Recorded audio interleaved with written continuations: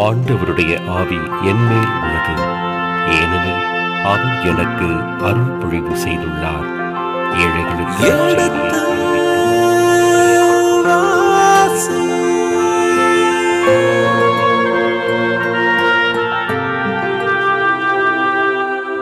எடுத்து வாசி.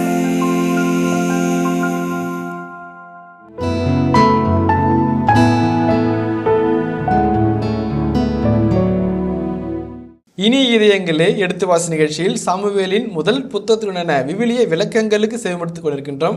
கடந்த பகுதியின் தொடர்ச்சியை இன்று தொடங்குவோம். வாருங்கள் நிகழ்ச்சிகள் செல்வோம். உங்கள் சார்பாக தந்தை அவர்களுக்கு வணக்கம் சொல்லி நிகழ்ச்சியை தொடங்குவோம். வணக்கம் தந்தை அவர்களே.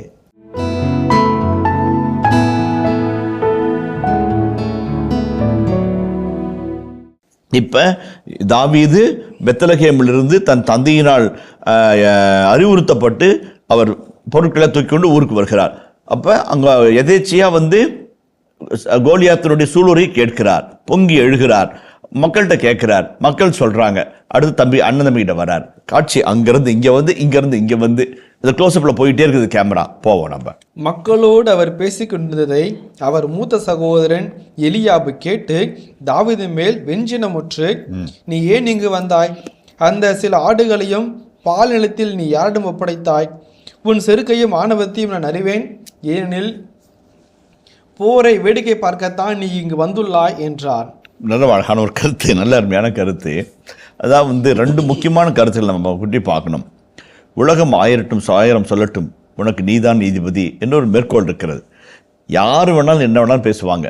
ஆனால் if you are firm in what you are doing, you will succeed என்பது அழகான ஒரு வரையறையாக சொல்லப்படுகிறது. இப்போ எலியாபு மூத்த அண்ணன், அறிவில், உடல் வலிமையில், ஆள்பலத்தில், போர் வலிமையில் சிறந்தவன். போர் படையில் சேர்ந்து போர் வீரனாக இருக்கிறான். அவனால் முடியாததை தம்பிக்கு சொல்கிறத கேட்குறான். இல்லை, நாங்கள் பயப்படுறோன்னு சொல்கிறானே, ஒரு கோபம் வருது, ஒரு ஈகோ டச் ஆகிடுச்சு. அப்போ ரியாக்ட் பண்ணுறான். என்ன ரியாக்ட் பண்ணுறான்? 3 வகையில் ரியாக்ட் பண்ணுறான். ஒன்று வெஞ்சுனம் முற்று, அது சினம்னே கொடுமையான வார்த்தை. வெஞ்சுனம் முற்று, அப்படியே அந்த ஆஃப் என்ற அந்த வார்த்தை அப்படியே வார்த்தை அப்படி கொட்டுறது, அள்ளி தெளிக்கிறது. அந்த வெறுப்பையும் காழ்ப்புணர்வையும் அப்படியே தெளிச்சு அவன் காயப்படுத்துறது. அதான் அந்த வெஞ்சினம் என்பது எபிரேய மொழியில். அப்போ சொல்லும்போது சொல்கிறாரு, நீ ஏன் இங்கு வந்தாய்? why did you come here? ஏன் இங்கே வந்த? உனக்கு இங்கே என்னடா வேலை? இரும்படிக்கிறது ஈக்கு என்ன வேலை? உனக்கு சம்மந்தம் இருக்குதா? ஏன் இங்கே வந்த? அதான் அருமையான அர்த்தம், ரொம்ப அழகான அர்த்தம். அவன் வேண்டப்படாதவனாக, அங்கே தவிர்க்கப்பட வேண்டியவனாக இருக்கிறார். நீ ஏன் இங்கே வந்த? What's job? அவன் வெஞ்சுனம் முற்று அவன் சொல்லுகிறான். என்ன சொல்ல? நீ ஏன் இங்கு வந்தாய்? கேள்வி பாருங்க. வை, ஏன் இங்கே வந்த? எதுக்கு இங்கே வந்த? உனக்கு இங்கே என்ன வேலை? அதான் அதனுடைய வார்த்தையுடைய அர்த்தம். இரண்டாவது பாருங்க, அந்த சில ஆடுகளையும், ஆடுகளை உள்ள சில ஆடுகளை நீ மேய்க்கிறதே ஒரு 2-3 ஆடு, அதையும் அம்மோன்னு விட்டு வந்துட்டியாடா. எவ்வளோ ஒரு கேவலமான ஒரு இடி சொல் பாருங்க. உனக்கு இங்கே என்ன வேலை? எதுக்கு இங்கே வந்த? அப்பான்னு வந்தால் அவன் தெரியும். ஆனால் இவனுக்கு சொல்கிறான், நீ ஏன் இங்கே வந்து, உனக்கு என்ன வேலை? ரெண்டாவது கேள்வி நீ மேய்க்கிறதே ஆடு மேய்க்கிறது, அந்த ஆடு மேய்க்கிறது 4-5 ஆடு தான் மேய்ச்சிருக்கிற, அதையும் விட்டுட்டு வந்துட்டியா? பொறுப்பு இல்லை, ரெஸ்பான்சிபிலிட்டி இல்லை. எதுக்கு வந்துக்கிற?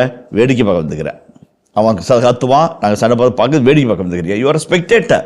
He does not know he is a participant. ரொம்ப அழகான ஒரு செய்தி, ரொம்ப அழகான செய்தி. இப்ராஹிம் நடையில் வருகின்ற அற்புதமான ஒரு கருத்து. In the history of salvation, we should never be a spectator. All are called to be a participant. Israel மக்கள் இன்னைக்கும் சாபாத்தை கொண்டாடும் போதும் அல்லது பாஸ்கா பண்டிகை கொண்டாடும் போதும் நாங்கள் செங்கடலில் நடந்த போது, நாங்கள் மன்னாவை உண்டபோது தான் சொல்லுவாங்க. ஏன்னா முன்னோர்கள் உண்ட உணவோடு தங்களை இணைத்துக் கொள்கிறார்கள். It is our experience, our people, our country, our salvation என்று அவர்கள் உணர்வார்கள். ஆகவே தான் அந்த விசுவாச கோட்பாடு தலைமுறையை ஒவ்வொரு குடும்பத்தாருக்கும் அது வழிவழியாக கொடுக்கப்படுகிறது. இந்த இடத்துல அவர்கள் they are not spectators at all, they are participant. இந்த இடத்துல தாவீதை அவன் தான் ஹீரோ. ஆனால் அவன் மேலே ஒரு வெஞ்சினத்தை அண்ணன் கொட்டுறான். இப்போ நம்ம வாசிக்க நம்ம மனதில் தாவீது மேலே தானாக ஒரு இறக்க வரும். ஐயோ பாவம்மா, இவனை போய் இப்படி பேசுகிறாங்களே. அது ஒரு விவரிப்பு யுக்தி, அது வர்ணிக்கும் தன்மையினுடைய அழகான ஒரு கையாடல். நிறைய இடத்துல சொல்லுவாங்க, ஹீரோ வருவார், பட்டார்னு ஒரு வில்ல அடிப்பான், பொத்துன்னு கீழே விழுவார், இங்கே ரத்தம் விழுவோம், தொடச்சிட்டு பார்ப்பாரு, இன்னொரு அடி, 3வது அடி திருப்பி அடிப்பாரு. அந்த ரவுண்ட் 1, ரவுண்ட் 2, ரவுண்ட் 3ன்னு பார்க்கல. இது அது அவசியம் ப்ரிப்பேர் பண்ணுறாரு. அது ஒரு அழகான வர்ணனுடைய அழகான ஒரு செய்தி. இப்போ அண்ணங்காரன் இது பண்ணுறான். இதே அண்ணங்காரன் கொண்டாடுவான். இல்லைங்களா? இப்போ வந்து திட்டமாக தான் கொண்டாடுவோம், அதை மாற்றி காட்டுறது. இப்போ இந்த காட்சியில் வந்து 3 கேள்விகள் கேட்குறான். ஏன் இங்கே வந்த, அந்த சின்ன ஆடுகளை யார்கிட்ட ஒப்படைச்ச, வேடிக்கை பார்க்க தான் வந்த. 3 கேள்விகள். இந்த இடத்துல தாவீதினுடைய கேரக்டரைசேஷன் அவனுடைய பார்வையில், தாவீதினுடைய பார்வையில், அதாவது அண்ணனுடைய பார்வையில் தாவீது யாரு? பொறுப்பில்லாதவன், வேடிக்கை பார்த்து வந்தவன், அல்லது தேவையற்ற இடத்தில் தன்னை உட்படுத்திக் கொள்கிறவன். இதுதான் அவனுடைய இது. உனக்கு சம்மந்தமே இல்லை, நான் போர் வீரன், நீ வந்து பொடி பையன் இங்கே வந்துக்கிற. 2வது வந்து கடமை செய்ய நாங்கள் இருக்கிறோம், நீ கடமை செய்ய தவறுன. 3வது வேடிக்கை பார்க்க வந்திருக்கிற, while away the time. அதான் ரொம்ப அழகான ஒரு அச்சுறுத்தல், ரொம்ப முக்கியமான ஒரு கேள்விங்க இது. என்னன்னாக்க, ஒருவேளை நம்ம இப்படி பொழப்பெல்லாம் வந்துட்டோமோ, ஆட்டோ விட்டு வந்துட்டோமோ, அண்ணா சொல்கிறது சரியோ, ஒரு எண்ணத்தை அவன் மனசுக்குள்ளே வாங்கியிருந்தான்னு வச்சுக்கங்களேன். ஒருவேளை அவன் பட்ட கோபத்திலிருந்து கவன சிதறலாக இருக்கலாம், அல்லது வந்து கவன மாற்று சிந்தனை வந்திருக்கலாம், அல்லது வந்து தனக்குள்ளாகவே வந்து ஒரு பின்னோக்கல் அல்லது பின்வாங்கல் வந்திருக்கலாம். தாவீதை பற்றி இது பண்ணார், ரொம்ப அழகாக சொல்கிறார். ரொம்ப அழகாக கேள்விக்கு கேள்விதான் பதில். என்ன கேட்கிறார் பாருங்களேன். அதற்கு தாவீது, இப்பொழுது நான் என்ன செய்து விட்டேன், ஒரு கேள்விதானே கேட்டேன் என்று கூறி அவனை விட்டு வேறொருவிடம் சென்று அவ்வாறே கேட்டார். மக்களும் முன்பு போலவே அவருக்கு பதிலளித்தனர். ரொம்ப அழகான வார்த்தை. தாவீது கேட்ட கேள்விக்கு யாருக்குமே பதில் தெரியாதனால எதிர்கேள்வி கேட்குறாங்க. புரியுதுங்களா? நான் அடிக்கடி பசங்கிட்ட சொல்கிறது உண்டு, ஒரு தியரி எப்போ சக்சீட் ஆகும், நீங்கள் சொல்கிற கருத்து எப்பொழுது சக்சீட் ஆகும், நீங்கள் நிறைய விடைகளும் எதிர்த்தரப்பில் குறைவான கேள்விகள் இருந்தால் நீங்கள் ஜெயிப்பீங்க. தாவீது நிறைய விடைகள் இருந்துச்சு, ஏன்னா ஆண்டவரோடு இருந்தார். மக்கள்கிட்ட குழப்பங்கள் இருந்தது, கேள்விகள் மட்டும்தான் இருந்துச்சு, விடைகள் இல்லை. அதனால் தாவீது கேட்ட ஒத்த கேள்விக்கு சவுலும் சரி, அண்ணங்காரனும் சரி, மக்களும் சரி பதில் சொல்லவே இல்லை. பதில் தெரியல.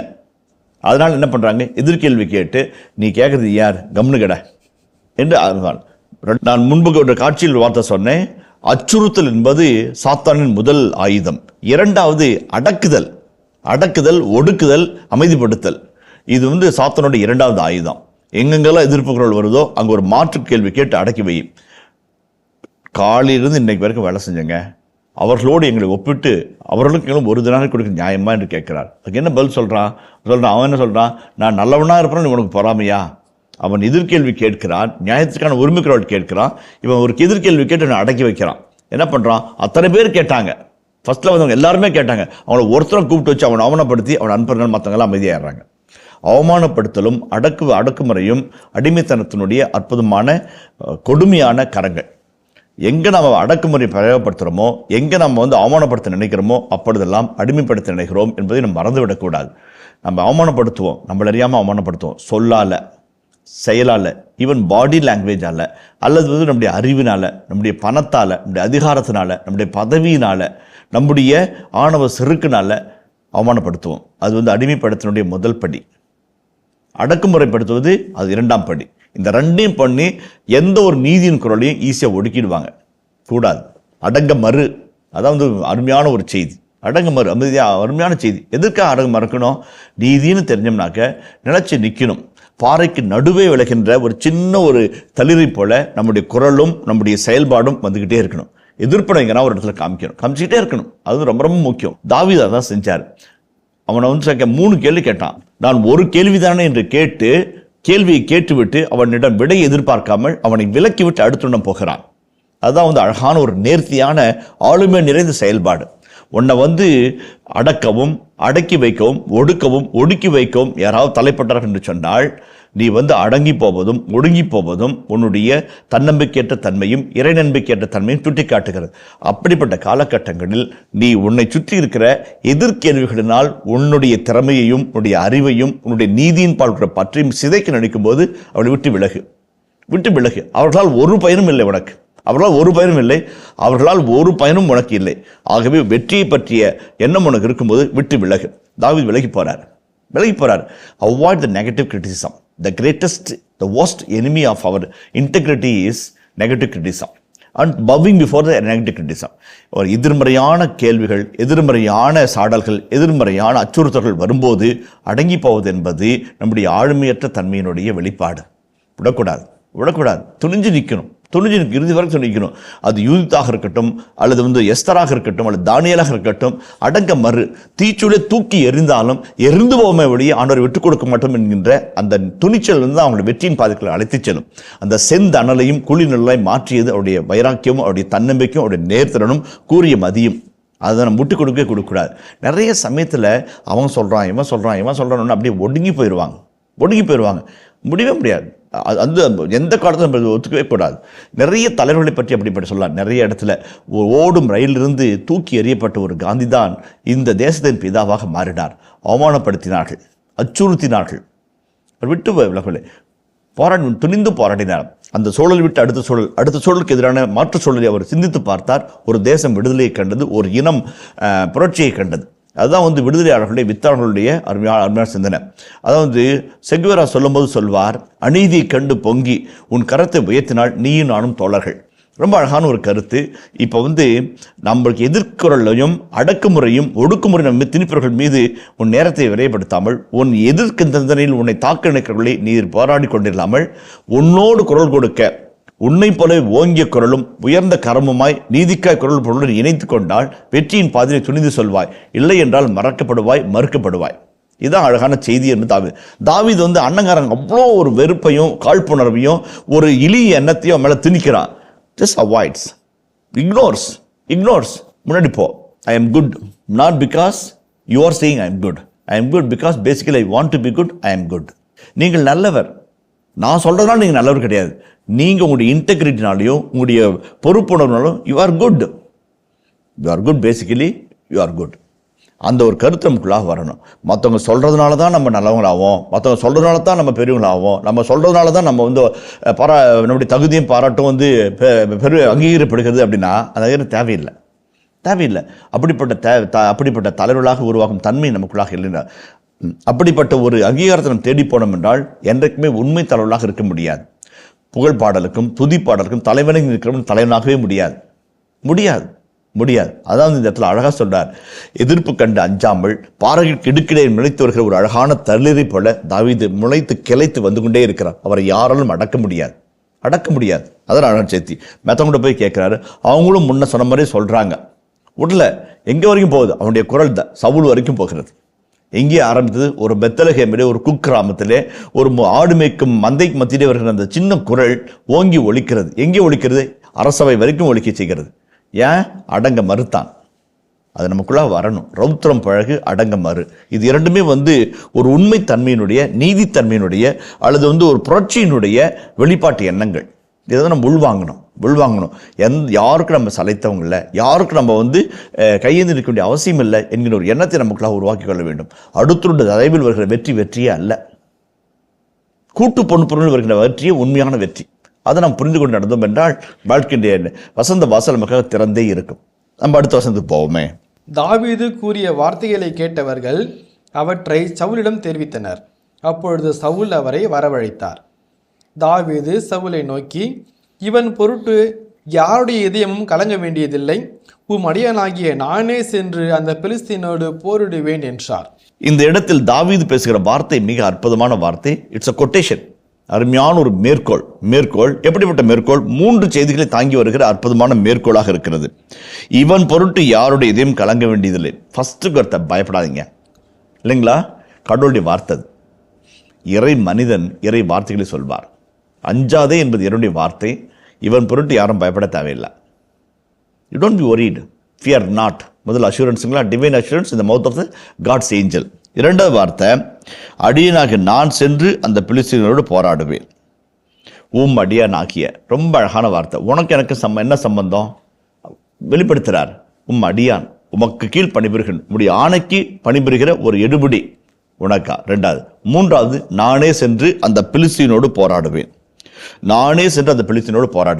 இதில் யோசுவா புத்தகத்தில் இந்த போர் என்னுடைய போர், உனக்காய் நான் போராடுவேன் என்று ஆண்டவர் வாக்கு கொடுப்பார் யோசுவாவுக்கு. இந்த இடத்துல அதே வார்த்தை தான். நான் சென்று அந்த பிலிஸ்தீனோடு போராடுவேன். ஏன் சொல்கிறான்? சவுலால் சொல்ல முடியல, எலியாபுனால சொல்ல முடியல, சம்மாகுனால சொல்ல முடியல, எலியாபுனால சொல்ல முடியல. ஆனால் இவன் சொல்கிறான். ஏன்? கடவுள் அவரோடு இருந்தார். ரொம்ப அழகான வார்த்தைங்க, ரொம்ப அழகான வார்த்தை. 3 நிலைகளில் தாவீதுடைய வார்த்தைகளை நம்ம பார்க்குறோம். அவன் அங்கே இருக்கிற ஐ லாங்குவேஜ். இது ஒரு வருஷத்துக்கு மேலே போங்களேன். ஒரு வருஷம் மேலே போங்களேன். 28 3ஆம் பகுதியை வாசிங்களேன். உன் செருக்கையும் ஆணவத்தையும் நான் அறிவேன். இல்லைங்களா? நீ உன்னுடைய ப்ரைடு அரகன்ஸ் எனக்கு தெரியும்டா, கம்னுரா சொன்னான். இப்போ இந்த வார்த்தையை பாருங்களேன். இந்த வார்த்தையில் ப்ரைடு அரகன்ஸ் இருக்கான்னு பாருங்களேன். நானே உன் அடியனாகிய நானே சென்று அந்த பிலிஸ்தீனோடு போரிடுவேன். அரகன்ஸ் இருக்குங்களா? அல்லது ப்ரைட் இருக்குங்களா? அங்கே கான்ஃபிடன்ஸ் இருக்குது. நிறைய சமயத்தில் உலகம் உங்களுடைய தன்னம்பிக்கையை செருக்கென்றும் ஆணவம் என்றும் முத்திரையிடும். அது அடிமைப்படுத்தினுடைய இன்னொரு நிலை. ஆணவத்திற்கும் செருக்குக்கும் தன்னம்பிக்கைக்கும் நிறைய வித்தியாசம் உண்டு.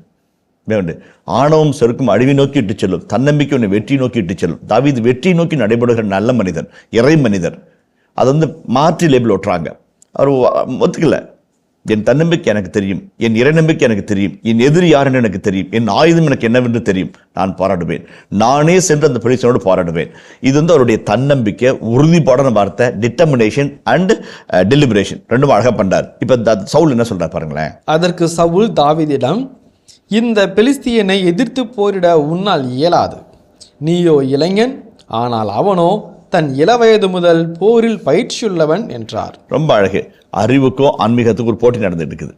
நானே சென்ற அந்த பிலிஸ்தீனை போரிட்டு கொள்வேன், தோற்கடிப்பேன்னு சொல்றாரு. அது இறை நம்பிக்கையினுடைய வெளிப்பாடு, தன்னம்பிக்கையினுடைய முதிர் ஞானம். இந்த இடத்துல அனுபவம் பேசுது. என்ன பேசுது? உன்னால் முடியாது. ஃபர்ஸ்ட் பார்த்து நாட் பாசிபிள். நான் போரிடுவேன், உன்னால் முடியாது. Totally negative language. Yes and no. அவர் எதிர்முதிர்மா நிற்கிது. அவர் அரசர், என்னாலே முடியல உன்னால் முடியுமா என்ற எண்ணத்தில் அவன் சொல்கிறான், உன்னால் போரிட முடியாது. Point number 1. பாயிண்ட் நம்பர் 2, நீ இளைஞன். பாயிண்ட் நம்பர் 2, நீ சின்ன பையன்டா. இளைஞன்னாக்க நான் ஆர் என்ற வார்த்தை 12, 13, 14 வயதை குறிப்பிட்ட வார்த்தை தான் நார் என்ற வார்த்தை. நார் எல்லாத்து என்றால் குழந்தை, சிறுவன். இது இளைஞன், நார். நீ இளைஞன். 3வது, அவன் பிறப்பிலிருந்தே போர் பயிற்சி பெற்றவன். உனக்கு அதெல்லாம் இல்லை, அது சொல்லலை, இல்லைன்றான். அது சொல்லலை, உனக்கு போய் அவன் பிறப்பிடதே பயிற்சி பெற்றவன். ரொம்ப அழகாக பண்ணேன். அவனோ தன் இளவயது முதல் போரில் பயிற்சி உள்ளவன். Is a professional soldier, trained soldier, a trained army man அப்படின்னு சொல்லிட்டு நிறுத்துறாரு. 3 முட்டுக்கட்டைகளை முன்பாக வைக்கிறார். ஒன்று உன்னால் முடியாது. First negative. ஏன்னா அது என்னால் முடியாது.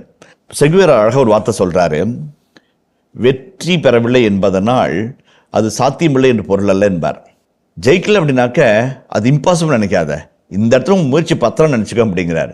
சவுலுக்கு அது புரியல. நம்மளால முடியாதனால யாராலையும் முடியாதுன்னு நினைக்கிறார். அது ஆணவம், செருக்கினுடைய வெளிப்பாடு இல்லைங்களா? It's word of the over confidence.